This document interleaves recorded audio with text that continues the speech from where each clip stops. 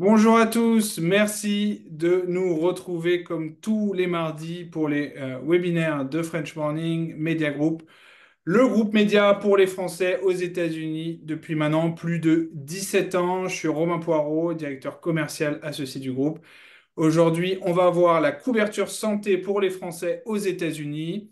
Nos experts du jour sont Clémence Jopin, Noémie Vermandel, Eric Toby d'Agora Expat, le leader aujourd'hui dans les solutions, enfin, dans l'accompagnement de votre expatriation et surtout dans le choix de votre assurance santé quand vous venez ici aux États-Unis. Donc, on va rapidement faire le tour de la question par une présentation. Donc, vous pouvez dès à présent poser vos questions en bas, que ce soit sur Zoom ou sur LinkedIn. On va essayer de répondre à un maximum de vos questions. On a reçu pas mal de questions par email en amont. Normalement, une grande partie des réponses sont dans la présentation que vous allez voir à votre écran tout de suite. Euh, et puis, si jamais vous avez encore des questions, n'hésitez surtout pas à les mettre, que ce soit sur Zoom ou sur LinkedIn. Vous êtes un peu plus d'une centaine aujourd'hui, donc posez vos questions. L'idée, c'est d'échanger dès qu'on a fini la présentation. Voilà, je donne la parole à Eric, je crois. Oui, merci Romain. Bonjour à toutes et à tous. Ravi une nouvelle fois d'organiser ce webinaire autour de la santé pour les Français aux États-Unis. Je vous donne rapidement le sommaire. Avant de commencer, vous verrez sur la présentation un QR code en bas à droite. Donc n'hésitez pas, ce QR code, si vous passez votre téléphone dessus, ça va vous envoyer sur notre page internet pour prendre rendez-vous. Donc n'hésitez pas à prendre rendez-vous si pendant ou après la présentation, vous avez des questions spécifiques sur votre situation ou sur des sujets que l'on n'aurait pas approfondis, puisqu'on va essayer pendant 1 heure d'être assez concis. Le sujet est vaste. Dans le déroulé de la présentation, on va faire à peu près 40 minutes sur la présentation pour laisser une large part ensuite à vos questions. Comme le disait Romain, si vous avez déjà au cours de la présentation des questions, n'hésitez pas à les poser par chat et on va essayer d'y répondre en live, puisque je sais aussi qu'il y a des personnes qui nous regardent en différé et qu'il y aura un replay. Donc rapidement, le sommaire, nous allons présenter rapidement qui nous sommes, ce que l'on fait. Ça, c'est Noémie qui va faire cette partie-là. Ensuite, Clémence interviendra sur la partie, le corps de la présentation, en fait, le cœur de la présentation, qui est le fonctionnement de la santé aux États-Unis avec les différents systèmes et les spécificités de l'assurance santé aux États-Unis. Et je terminerai par le coût de la santé, les conseils qu'on peut vous donner, les écueils à éviter. Et ensuite, on terminera par vos questions. Donc, sans plus attendre, je passe la main à Noémie. Merci. Merci Eric. Bonjour à tous. Alors, Agora Expat, c'est un courtier indépendant qui est spécialisé en assurance santé internationale. Donc, on propose des solutions d'assurance qui sont dédiées à une clientèle internationale. Et on est le seul courtier spécialisé dans ce domaine présent aux États-Unis, puisqu'on a un bureau implanté à New York depuis plus de 20 ans maintenant. Ça nous permet d'avoir une expertise du marché US et donc de proposer du coup des offres sur mesure qui répondent à la fois à vos besoins et au coût de la santé aux États-Unis, ainsi qu'un rapport qualité-prix optimisé. Donc, comme on est courtier, on travaille avec plusieurs assureurs et ça nous permet d'avoir un pouvoir de négociation avec chaque assureur pour intervenir plutôt en votre faveur. Alors, ce qu'on fait concrètement, on vous propose une solution après avoir fait une étude complète de votre situation, une solution qui soit adaptée à vos besoins. Et ensuite, on ne s'arrête pas là puisque le service consiste à vous apporter un suivi tout au long de la vie du contrat. Donc, si vous avez des modifications à apporter à votre contrat, que ce soit suite à l'évolution de vos besoins ou à une modification de votre situation personnelle, on reste votre interlocuteur privilégié, donc vous pouvez vous adresser à nous pour faire ce genre de modification. Si vous souhaitez également, si vous rencontrez des difficultés, que ce soit au niveau d'un remboursement ou des difficultés financières, vous pouvez aussi nous contacter pour faire des modifications, modifier le fractionnement par exemple, ou pour qu'on intervienne auprès de l'assureur pour suivre l'évolution des remboursements. Alors, nos partenaires, justement, ce sont des assureurs reconnus sur le marché international. Donc, on les choisit selon 4 critères. Le premier, c'est la fiabilité. Le deuxième, c'est les offres qu'ils proposent. Donc, on fait attention à ce que les offres soient adaptées à vos besoins, mais aussi au pays en question. Donc là, en l'occurrence, aux États-Unis. Et on fait aussi attention à ce que les outils de gestion derrière soient innovants, notamment au niveau de la gestion des remboursements ou de la mise en place du contrat. On fait aussi attention à ce qu'ils proposent des applications mobiles, enfin, que tous les services soient digitaux pour que ça facilite les échanges, que ça facilite la souscription ou toutes les modifications qu'il y a à apporter sur le contrat. Et enfin, on choisit des assureurs qui ont un service client réactif et multilingue, puisque quand on cible une clientèle internationale, parfois le conjoint ne parle pas français ou anglais, donc ça permet de pouvoir s'exprimer dans sa langue d'origine. Et je vais finir avec les raisons de choisir Agora Expat. Donc, la première raison, c'est que on vous propose des solutions qui soient bien adaptées à vos besoins. On fait le tour avec vous de vos besoins, on prend bien le temps de comprendre, voilà, de comprendre votre situation et vos besoins. Euh, on a des offres qui sont adaptées aux Français, en fait, à une clientèle de Français expatriés, puisque les contrats sont compréhensibles et ils sont assez similaires au niveau des remboursements et du fonctionnement à ce qu'on peut connaître en France. La deuxième raison, c'est que vous êtes couvert dans le monde entier, y compris en France. Donc, si vous pouvez vous assurer pour les États-Unis et en même temps, si vous voyagez ou si vous faites des déplacements professionnels, vous êtes couvert dans le reste du monde et y compris en France. Donc, si vous profitez d'un séjour en France pour faire vos check-ups médicaux ou si vous avez besoin d'aller chez le médecin pendant votre séjour en France, vous êtes également couvert avec nos contrats. On vous dédie un support en français et un accompagnement personnalisé pour simplifier vos démarches. Donc, vous avez nos coordonnées directes, vous avez nos numéros de téléphone directs, nos adresses email directes. Donc, vous n'avez pas besoin de passer par un standard téléphonique. Et également, on vous répond en moins de 48 heures dans la plupart du temps. Donc, ça vous permet d'avoir un interlocuteur réactif et de faire avancer certains dossiers avec les assureurs. Et enfin, le dernier avantage, c'est qu'il n'y a aucun surcoût pour le client, donc on ne prend pas de frais, en fait, le service est totalement gratuit. On a une rémunération qui est négociée avec les assureurs en fonction du nombre de contrats apportés. Donc, ça vous permet de bénéficier du même tarif qu'en vous adressant à l'assureur directement, sauf que vous bénéficiez d'un service supplémentaire. Voilà pour la présentation d'Agora Expat. Si vous avez des questions, vous pouvez scanner le QR code qui est en bas des slides. Et je vais passer la parole à Clémence.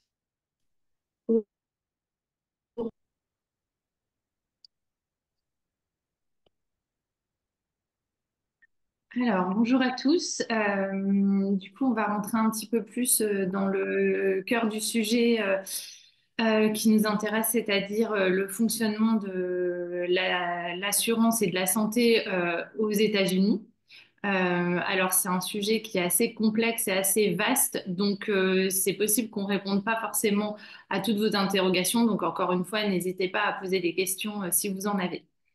Alors déjà, pour faire une petite overview du fonctionnement du système de santé aux États-Unis, donc si on compare un petit peu avec la France et avec les habitudes qu'on peut avoir en tant que Français, même si potentiellement il y a aussi des francophones non français, mais là on va comparer avec le système français, qui est quand même un système qui couvre toute la population avec un système universel de sécurité sociale. Donc aux États-Unis, il faut oublier complètement ce système-là, puisqu'il n'y en a pas du tout. Il n'y a pas du tout de système de sécurité sociale comme on peut connaître en France.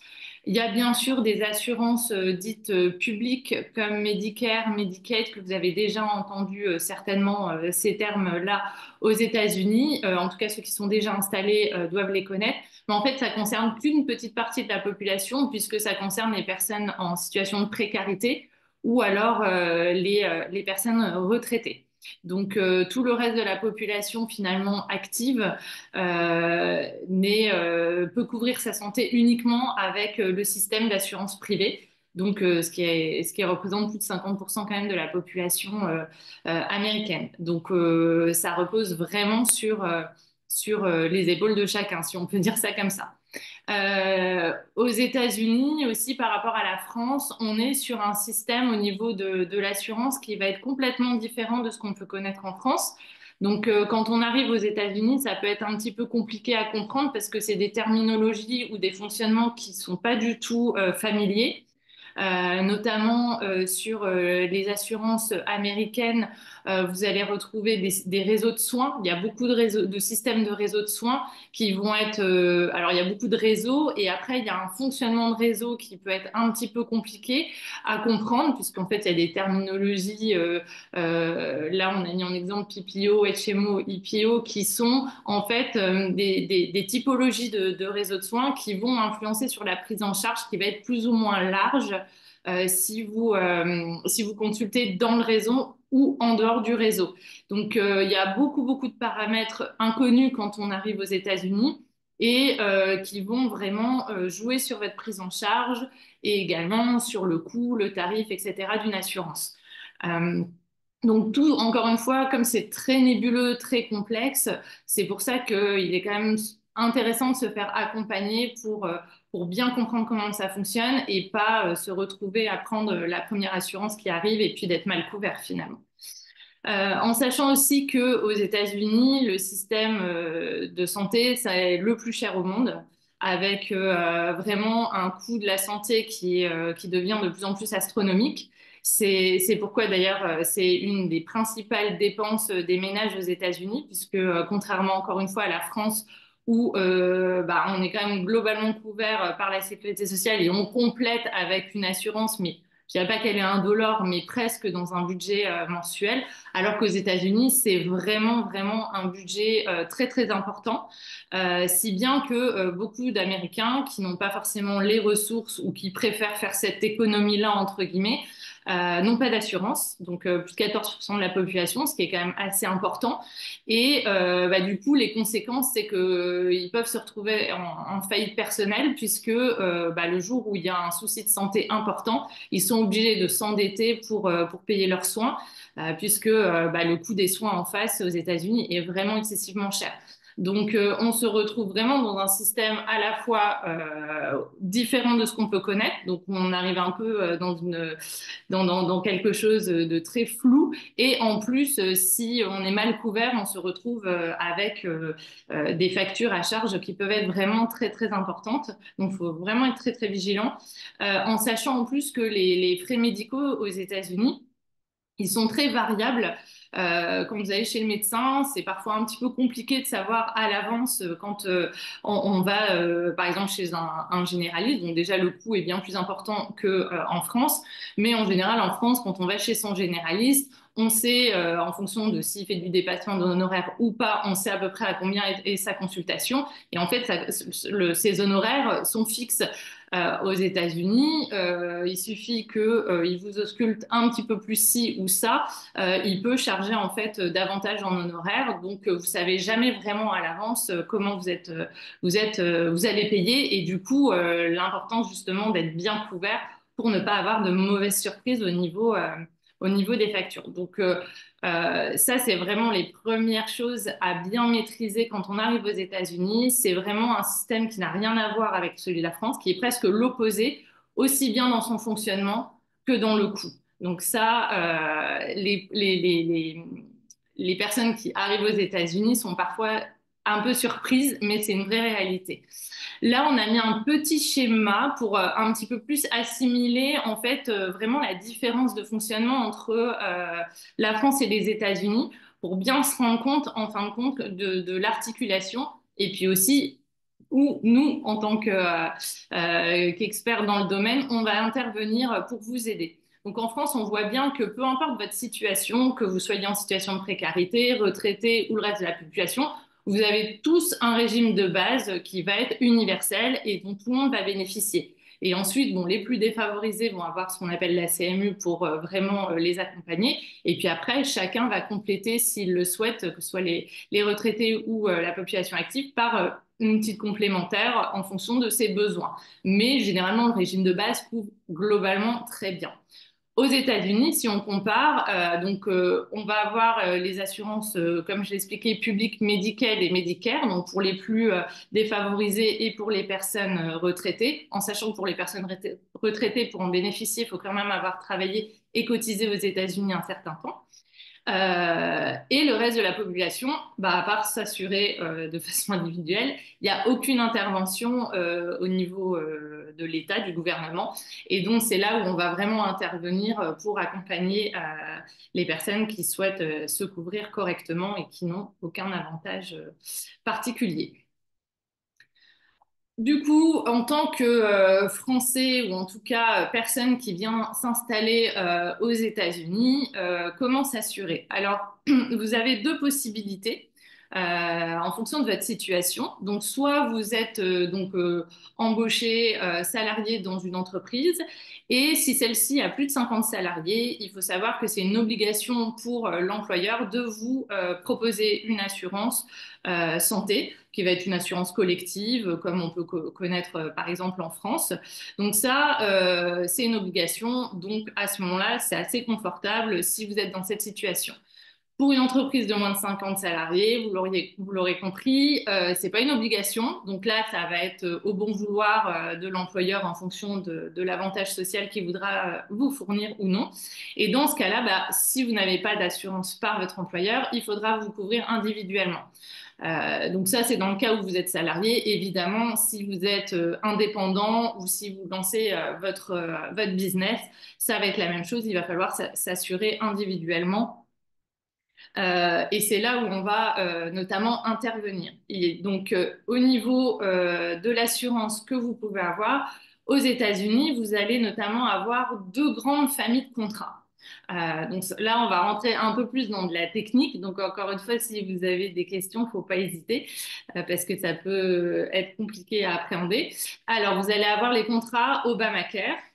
Vous avez dû entendre cette terminologie-là souvent en parlant de la santé aux États-Unis, puisque c'est des plans qu'on appelle ACA compliant qui répondent à une législation précise. Et vous allez avoir les plans, les contrats privés internationaux qu'on propose également, où là, c'est un peu plus à la carte et vous êtes libre au niveau du choix de vos garanties. Donc ça, c'est deux grandes familles de contrats. Et dans ces contrats-là, après, on a des solutions pour tous vos besoins. C'est-à-dire qu'il y a des personnes qui partent aux États-Unis ou qui sont déjà potentiellement installées aux États-Unis et qui y résident pour une durée indéterminée. Donc ça, on a des solutions, bien entendu. Et on a des solutions plus temporaires, puisqu'il y a des personnes qui peuvent être en déplacement professionnel pour quelques mois. On a des solutions étudiantes en fonction aussi de votre visa. Si vous avez un visa J1 qui a une durée limitée. Donc, nous, on va appeler ça communément solution temporaire, mais vraiment, on répond du coup à tout type de besoin, que vous soyez résident ou, entre guillemets, de passage aux États-Unis. Donc, comme je le disais, au niveau des grandes familles de contrats qu'on peut retrouver aux États-Unis, il y a donc les plans Obamacare et les plans privés. On va un petit peu détailler ces deux grandes familles de contrats pour que vous compreniez déjà comment ça s'articule, que vous appréhendiez un peu mieux le système et voir en l'occurrence comment ça fonctionne concrètement la couverture médicale aux États-Unis. Donc les plans Obamacare, donc comme je disais, c'est des plans, vous avez dû en entendre parler, qui, comme leur nom le porte, ont été conçus sous Obama à l'époque. Donc c'est des contrats qui sont un peu construits sur un modèle américain. C'est un peu un fonctionnement de garantie à l'américaine. Donc, nous, on a des plans Obamacare. Donc, c'est des plans que vous pouvez retrouver en local, effectivement, aux États-Unis. Nous, chez Agora Expat, on a l'avantage d'avoir des plans non seulement Obamacare, mais qui proposent une solution de couverture destinée vraiment à une population internationale. C'est-à-dire qu'on a la couverture qui est mondiale sur ces plans-là, ce que vous ne retrouverez pas sur un plan américain. L'autre particularité aussi de ces plans-là chez nous, c'est qu'ils n'ont pas de période d'enrollment. Alors ça aussi, c'est une petite spécificité. Aux États-Unis, quand vous voulez souscrire à un plan Obamacare, donc chaque État en fait va être compétent et va gérer ses plans. Et il faut aller sur un marketplace qui est géré par chaque État. Et le marketplace n'est pas ouvert toute l'année. Donc, à partir du moment où il est fermé, vous ne pouvez pas souscrire. Vous ne pouvez souscrire que quand ce marketplace est ouvert. Chez nous, nos plans Obamacare, vous pouvez souscrire comme n'importe quel type de contrat toute l'année. Il n'y a pas cette particularité-là. Donc ça, c'est aussi un avantage non négligeable. L'autre avantage aussi des plans Obamacare, alors c'est un avantage et ça peut être un inconvénient pour certaines personnes, c'est que c'est pas forcément une couverture à la carte, mais ça va vous offrir une couverture très complète avec donc des garanties qui vont être un peu des garanties que vous ne pourrez pas supprimer, mais qui vous permet vraiment d'avoir vraiment toutes les couvertures médicales, que ce soit de la garantie hospitalisation, la médecine courante, bien évidemment, avec les consultations médicales, la maternité, en sachant que la maternité, c'est un gros sujet aux États-Unis puisque ça coûte extrêmement cher et que c'est souvent plus ou moins bien couvert par certains contrats. Et sur les contrats Obamacare, l'avantage, c'est qu'ils couvrent déjà la maternité de façon obligatoire, donc ce n'est pas une option ni quoi que ce soit. Et vous n'avez ni plafond de garantie, donc vous avez un plafond illimité, et pas de carence non plus. Parce qu'on verra aussi que ça peut être un point négatif pour s'assurer aux États-Unis. Donc vraiment, ces plans-là ont une couverture vraiment très complète à ce niveau-là. En revanche, si je peux mettre un petit bémol, c'est que systématiquement, ils vont fonctionner avec des franchises. Alors ça, c'est pareil, on connaît le terme de franchise en France, mais on n'est pas forcément, voire pas du tout habitué aux différentes franchises qu'il peut y avoir sur un plan santé américain. Vous allez généralement retrouver trois types de franchises sur les plans américains. Donc, c'est des franchises que vous pouvez diminuer ou augmenter, mais vous ne pourrez jamais les supprimer, les mettre à zéro. Donc, vous allez avoir le déductible, le copayment, la coinsurance dans une limite pardon, de maximum d'out-of-pocket. Donc, c'est des participations financières au coût de santé que vous aurez donc, et qui seront dans une limite maximum de ce que vous devrez en effet sortir de votre poche, qu'on appelle maximum d'out-of-pocket tout simplement. Donc, ça aussi, il faut bien regarder ça sur les contrats, puisqu'en fonction forcément de la franchise, ça va jouer sur le tarif, mais il faut en parallèle pouvoir assurer le montant de la franchise soi-même. Donc, c'est beaucoup de petits paramètres qui sont finalement dans les faits un peu compliqués à appréhender encore une fois. Les plans Obamacare, donc aux États-Unis, ils fonctionnent avec du tiers payant. Le tiers payant, c'est comme en France, entre guillemets, vous avez une carte que vous donnez aux professionnels de santé et vous n'avez pas d'avance de frais à faire, donc ce qui est assez confortable quand on voit aussi les coûts des soins. L'avantage aussi de ces plans-là, c'est qu'il n'y a pas de sélection médicale. Donc ça, c'est un gros plus pour les personnes qui peuvent avoir des antécédents médicaux et qui parfois sont embêtées pour trouver une assurance. Comme c'est une assurance américaine avec des paramètres spécifiques, on va vous demander votre visa pour que ça colle bien à la situation. Et il y a un âge limite de souscription, malheureusement, qui va être de 65 ans. Donc ça, c'est vraiment sur les plans typologie Obamacare et on va après un peu plus rentrer dans pourquoi ils existent, ces plans-là.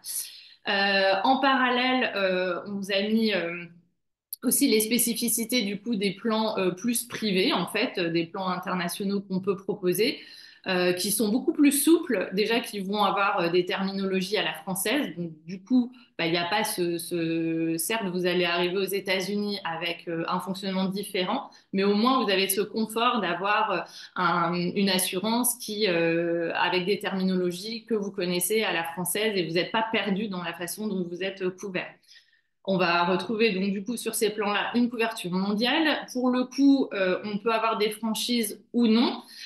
Donc du coup, si vous voulez quelque chose de très haut de gamme en étant pris en charge à 100% des frais réels, c'est possible. Les garanties sont beaucoup plus modulables. Vous n'avez pas un socle comme les contrats Obamacare purement obligatoires. Donc si vous voulez juste vous couvrir pour de l'hospitalisation, c'est possible. Et puis après, en fonction de vos besoins. Nous avons des assurances qui fonctionnent aussi avec un tiers payant, donc ça aussi c'est assez confortable de ne pas faire l'avance de frais. Et sur ces plans-là, pour les personnes qui sont bénéficiaires ou qui souhaitent être bénéficiaires de la CFE, c'est la Caisse des Français de l'étranger, ils peuvent venir compléter en fait la CFE. Donc c'est assez intéressant et ça c'est aussi à regarder en fonction des situations de chacun. Le bémol, ça va être la maternité qui sera en option sur ces contrats-là et qui va pas forcément avoir des garanties aussi haut de gamme que sur les contrats Obamacare. Donc ça, c'est pareil, en fonction des situations de chacun et des projets de chacun, c'est des choses qu'il faut regarder et puis qui se pilotent aussi, hein. Vous pouvez très bien passer d'un contrat à un autre au cours de votre séjour ou votre expatriation aux États-Unis. Sur ces contrats-là, on a malheureusement une sélection médicale. Donc, en fonction de votre profil, ça sera analysé par le médecin conseil de l'assureur. Il n'y a pas de visa qui est exigé. Donc, en fonction de votre situation, en tout cas, vous pouvez vous faire assurer au niveau de votre santé. Et avantage aussi, c'est qu'il n'y a pas d'âge de souscription. Donc, peu importe, en fait, il y aura des solutions à ce niveau-là. Donc j'espère que c'était pas trop compliqué. Encore une fois, n'hésitez pas à poser des questions parce que j'ai peut-être pas forcément développé assez ou trop développé un point. N'hésitez pas vraiment parce que je comprends que ça puisse être un petit peu compliqué. Donc les plans Obamacare, donc on a vu le parallèle entre les deux grandes familles de contrats qu'on peut retrouver aux États-Unis. Mais les plans Obamacare, finalement, pourquoi ils existent et pourquoi on opterait plus pour un contrat Obamacare qu'un contrat privé? Alors déjà, il y a une obligation qui est vraiment liée purement à l'état de résidence. Donc ça, il faut en avoir conscience quand vous partez aux États-Unis. C'est-à-dire que donc les plans Obamacare avaient été mis en place à l'époque sous Obama pour essayer de couvrir toute la population américaine pour réduire finalement la précarité médicale et faire en sorte que tout le monde soit couvert avec les mêmes garanties, etc. En 2019, donc à l'époque quand Trump, lors de son premier mandat, a été élu, il a abrogé cette loi-là au niveau fédéral en disant bah, chacun peut faire ce qu'il veut. Maintenant, les États étaient libres de l'appliquer ou non. Et il y a 6 États aux États-Unis qui ont maintenu cette obligation de souscrire un contrat dit Obamacare, donc ACA compliant, quand on est résident fiscal dans l'un de ces États-là. Donc il s'agit de la Californie, District de Columbia, Massachusetts, New Jersey, Rhode Island, Vermont. Donc si vous êtes résident ou si vous allez être résident dans un de ces États-là, il faut être assez vigilant de bien regarder pour potentiellement souscrire un contrat Obamacare pour éviter éventuellement une petite pénalité fiscale qui est au niveau des déclarations d'impôt sur le revenu. C'est du déclaratif. Vous n'avez pas forcément un contrôle derrière, mais il faut quand même être vigilant et autant respecter la loi. Donc ça, c'est vraiment le premier, l'obligation, c'est l'état de résidence qui va déterminer le contrat vers lequel vous allez vous destiner. Et après, comme on a vu point par point, bah, ces contrats Obamacare peuvent avoir aussi des gros avantages qui font qu'en fonction de votre situation personnelle, comme on a vu pour la maternité, donc s'il y a un projet enfant ou en fonction de votre situation aussi de santé, des antécédents médicaux ou non, bah, vous pouvez vous orienter vers un contrat Obamacare qui n'a pas de sélection médicale et du coup qui va beaucoup plus répondre à votre situation. Donc, les contrats Obamacare vont être obligatoires pour résumer en fonction de votre état de résidence, mais ça peut être un choix personnel lié à votre situation et votre profil de famille et médical. Donc après, voilà, nous, on est là pour arbitrer, voir avec vous quand on fait un état des lieux un petit peu de vos besoins, de votre budget, évidemment, et de regarder ce qui colle le mieux à votre situation à l'instant T, en sachant que tout est flexible. C'est-à-dire qu'aujourd'hui, vous pouvez partir à un contrat privé, basculer sur un Obamacare et dans 2 ans, rebasculer sur un autre contrat. Justement, nous, on est là pour que ça facilite au maximum toutes ces démarches et que ça colle au plus juste à la situation et aux besoins du moment. Voilà pour un peu le vif du sujet. Je vais passer la parole à Eric qui va rentrer un petit peu plus dans le côté financier et le coût de la santé et des assurances aux États-Unis. Merci, merci Clémence pour cette présentation. Romain, je sais qu'on a quelques questions via le chat. J'ai pu répondre partiellement à certaines d'entre elles, mais tu souhaites qu'on garde les questions pour la fin? J'enchaîne sur la présentation ou tu veux déjà qu'on prenne les questions maintenant? Je pense qu'on peut continuer. D'accord, pas de problème, Euh, pas de donc, problème. Eric a pris le temps de répondre à vos questions par écrit, donc n'hésitez pas à regarder dans la section questions-réponses, la réponse qu'il vous a apportée, surtout qu'il a fait des réponses très détaillées. Donc, Ouais, merci Eric. j'y reviendrai à la fin parce que dans la présentation, avant d'aborder le coût qui est une composante bien entendu importante dans la sélection des solutions qui peuvent vous être proposées, je vais prendre on a pris quelques exemples et on va y venir tout à l'heure. Mais avant, comme la présentation est relativement condensée, on a pris les grandes lignes en fait des solutions. J'essaierai, on essaiera ensemble de voir des spécificités. Je vous donne juste quelques petits détails. Ça va peut-être évoquer des pistes de réflexion pour vous, mais 1 heure n'étant pas suffisante pour aborder tous les sujets. Je pense que Clémence parlait tout à l'heure de la Caisse des Français de l'étranger. N'hésitez pas à nous solliciter sur cet aspect spécifique. Là, on n'a pas suffisamment de temps pour entrer dans le détail, mais parfois c'est une piste d'assurance à explorer. Vous avez des solutions un peu plus locales, sans rentrer dans la technicité, puisque c'était une des questions, par exemple, tout ce qu'on appelle couplage de solutions d'assurance santé.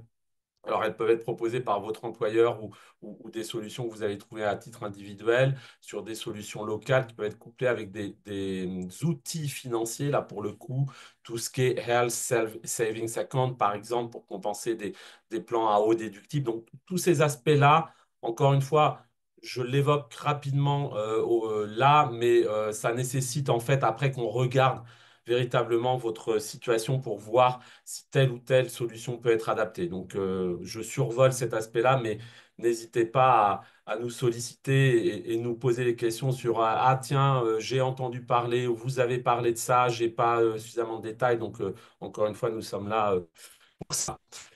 Passons à l'aspect justement coût de la santé. Alors malheureusement, les coûts de la santé aux États-Unis sont exponentiels. Là, nous avons mis une courbe sur l'évolution des coûts sur les 25 dernières années. Ça ne va pas en diminuant. On a même eu une période Covid qui a accéléré l'inflation médicale. Donc aujourd'hui, ce qu'il faut retenir, c'est qu'effectivement, on a des prix qui ont été multipliés par 4 en moins de 20 ans. Ce qui fait qu'aujourd'hui, si vous prenez le coût, alors il y a 2 structures de coûts, hein. Il y a le coût employeur et le coût individuel selon selon que votre employeur ou vous propose une assurance santé ou pas. Mais même si votre employeur vous propose une couverture santé, vous pouvez malgré tout avoir des restes à charge, puisque certains employeurs généreux vont prendre 100% à leur charge, mais d'autres, quand ils prennent une partie de votre assurance, ils ont l'obligation de couvrir au minimum 50%, mais entre 50 et 100%, vous pouvez parfois, à titre individuel, continuer d'avoir un reste à charge. Généralement, c'est prélevé sur votre paycheck, votre payroll. Ça peut être $300, $400, $500 et plus par mois. Après, ça dépend si vous êtes seul sur le contrat, des dépendants, votre famille. Puisque pour une famille, en moyenne, vous le retrouvez sur le schéma là, on est en 2000, en tout cas, on était à quasiment $2000 par mois pour une famille. C'est un peu plus aujourd'hui, on est plus proche des 2005. Encore une fois, c'est une moyenne. Selon les États où vous êtes, il peut y avoir des disparités.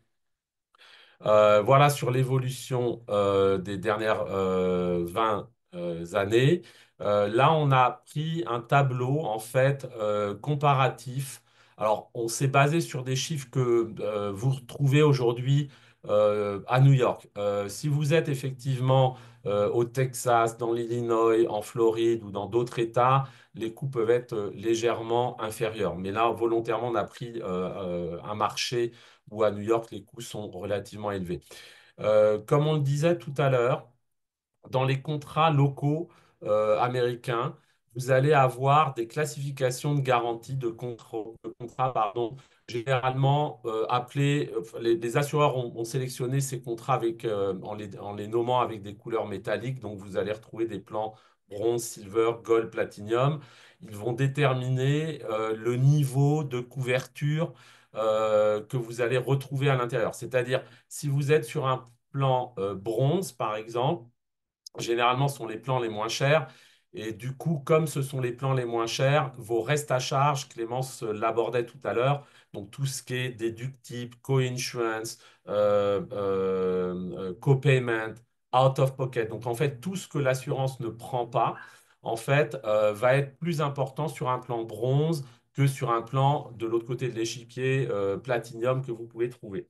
Donc si vous êtes sur un plan bronze pour un célibataire, vous avez des prix moyens. Là, on a pris le coût proposé par Anthem Blue Cross Blue Shield via le marketplace de New York.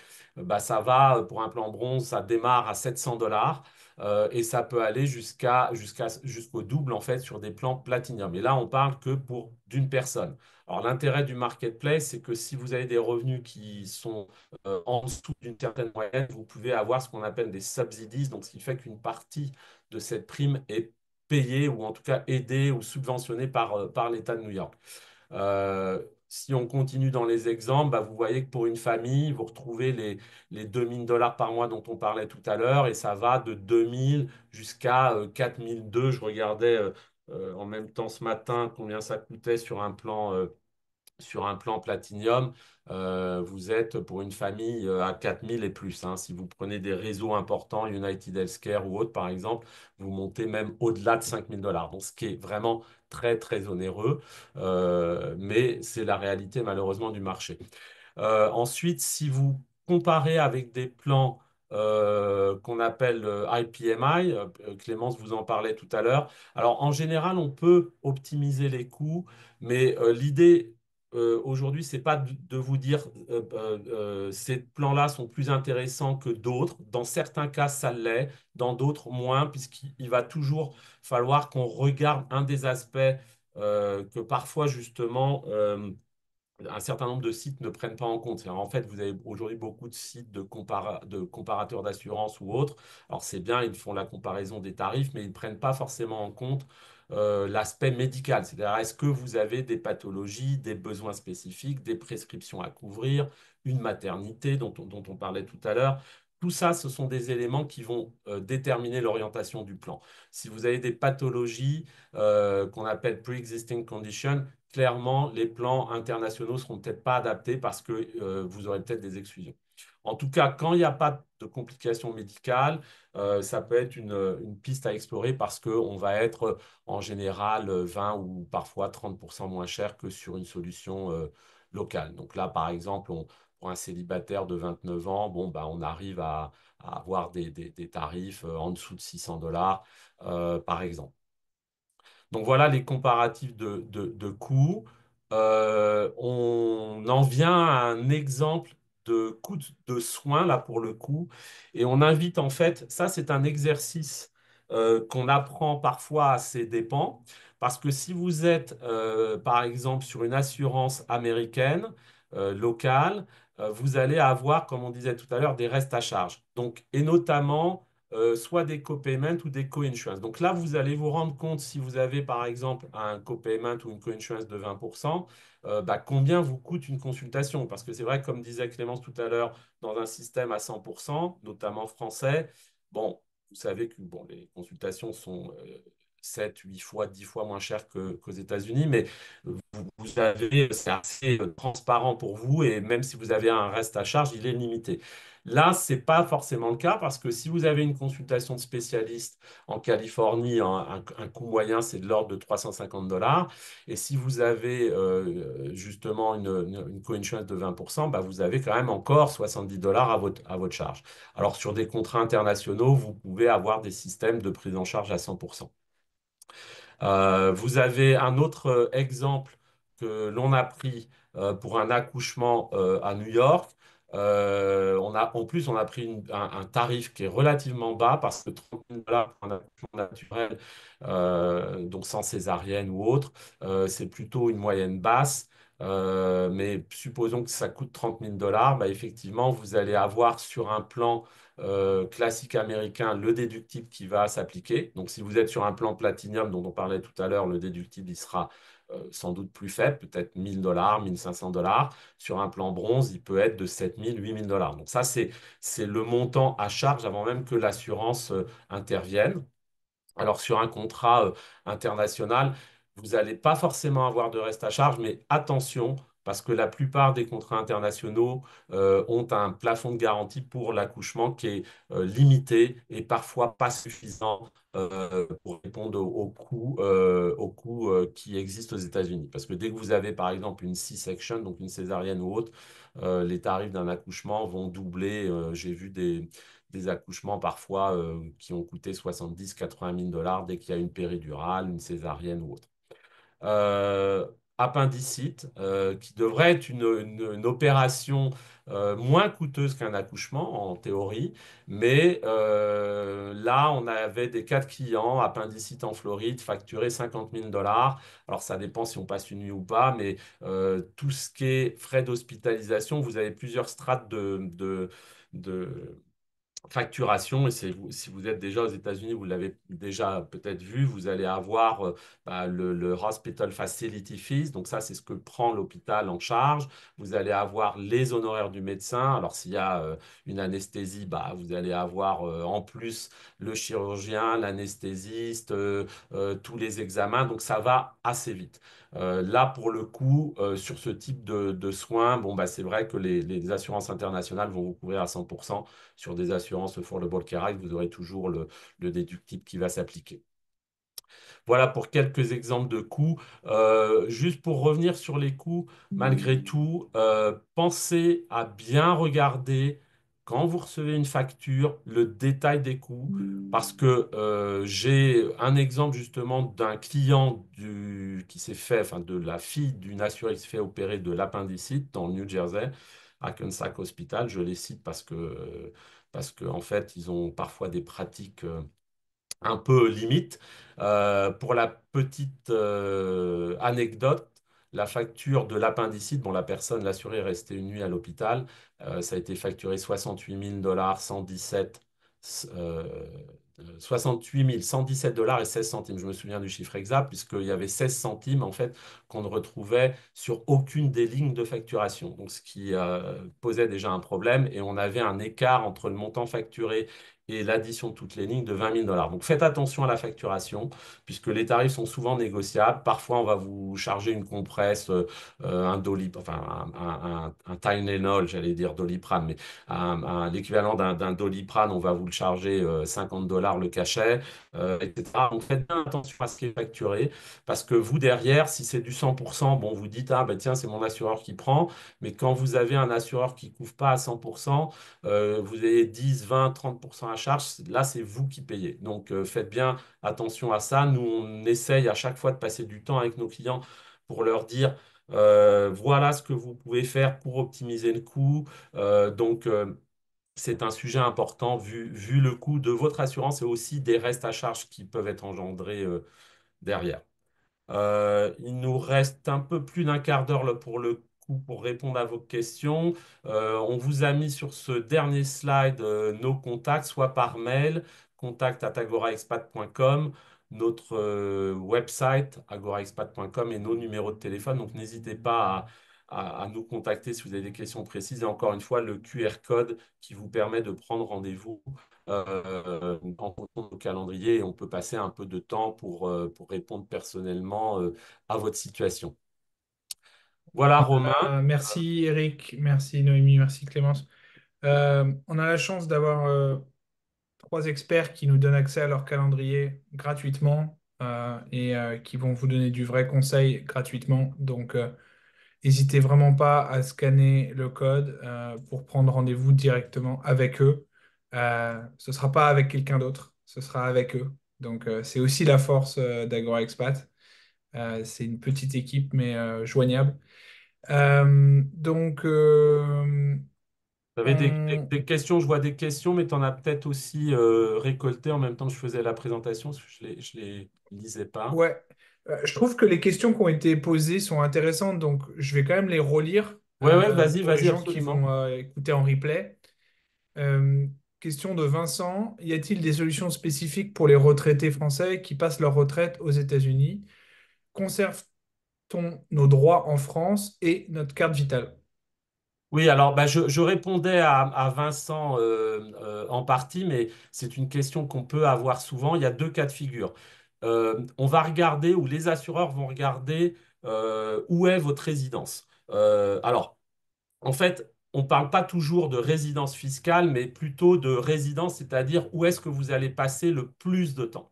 Si vous êtes, et je pense que c'est la situation de Vincent, si vous êtes retraité en France, c'est-à-dire vous touchez votre retraite en France et que vous partez aux États-Unis, votre retraite en France va vous donner en fait accès à la carte vitale. Donc sur la partie française, vous n'allez pas avoir de perte de droits particulière. Par contre, sur la partie US, en fait, en temps normal, aux États-Unis, si vous avez 65 ans et plus, vous êtes éligible à ce qu'on appelle Medicare. Clément en parlait dans sa présentation. Medicare, en fait, c'est un des systèmes publics, puisqu'il existe quand même des systèmes publics où vous pouvez bénéficier d'une assurance santé, mais elle est conditionnée au fait d'avoir cotisé 10 ans aux États-Unis. Donc, si vous n'avez pas cotisé 10 ans aux États-Unis, je crois que c'est le cas de Vincent, bah, vous n'aurez pas accès au système Medicare américain. Donc, vous serez obligé de passer par une assurance privée. Alors, on trouve hein, des assurances privées. C'est relativement cher et au-delà de 65 ans. Et il faudra bien vérifier, ça c'est là où on intervient, c'est-à-dire en gros, où est-ce que vous faites soigner? Combien de temps vous passez en France? Est-ce que vous passez plus de temps en France qu'aux États-Unis? Est-ce que vos soins de routine, par exemple, vous les faites davantage en France qu'aux États-Unis? Et pour des raisons d'optimisation, je suis un peu simpliste dans ma réponse, mais on a des assurés, par exemple, vu les coûts, qui se disent, je partage mon temps entre France et les États-Unis, j'ai la Sécu en France, j'ai une mutuelle en France, parfois ils en ont, parfois ils en ont pas, mais en tout cas ils ont la Sécu. Et en fait, ils peuvent être amenés à faire tous leurs soins de santé, de prévention, etc. en France. Et par contre, vouloir se couvrir que pour les soins qu'on appelle médicalement nécessaires ou inopinés ou les urgences médicales aux États-Unis. Ce qui est une façon d'optimiser les coûts.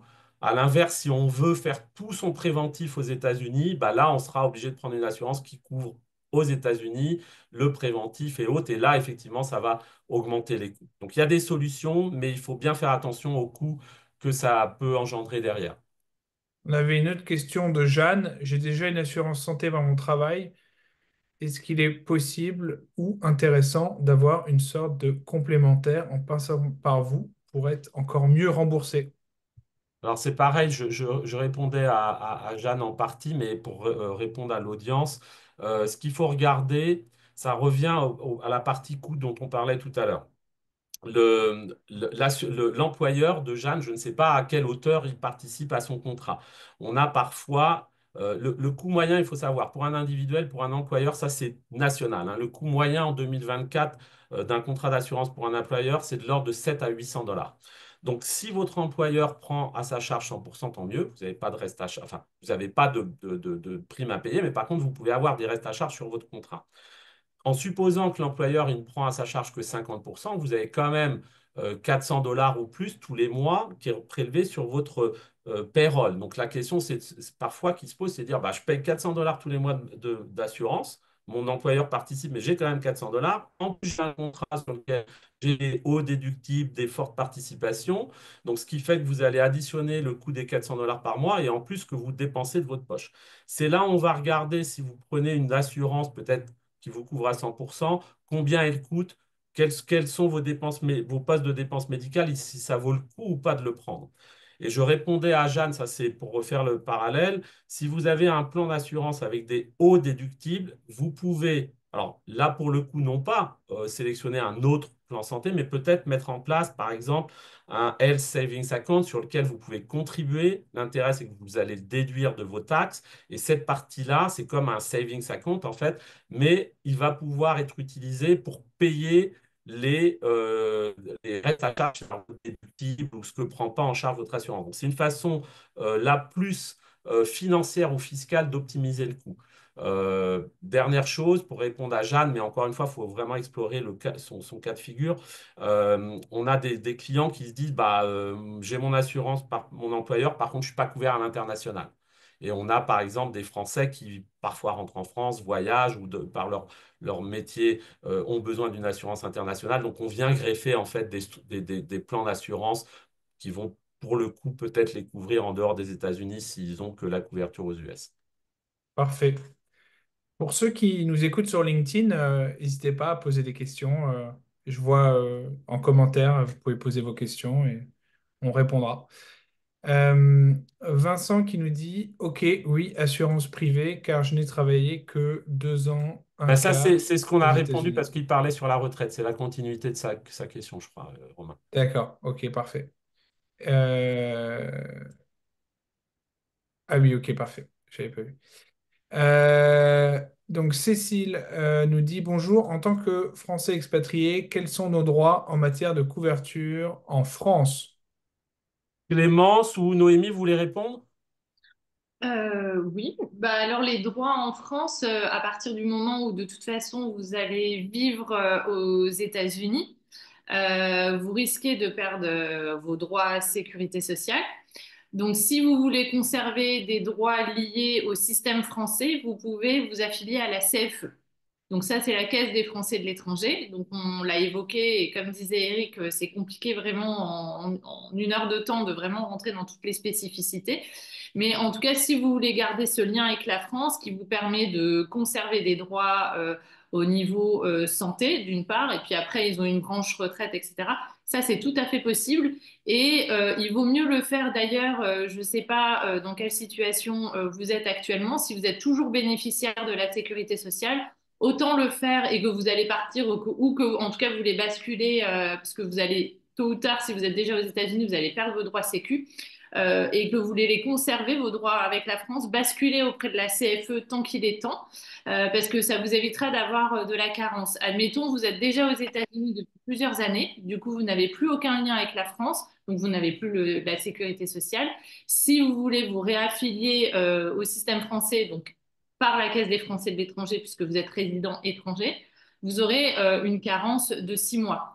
Donc, c'est long et court à la fois, mais en tout cas, si vous voulez rompre aucun droit, autant le faire quand vous êtes encore à la sécurité sociale. Donc voilà, à travers ça, vous pouvez conserver en tout cas vos droits avec la France, même en vivant à l'étranger.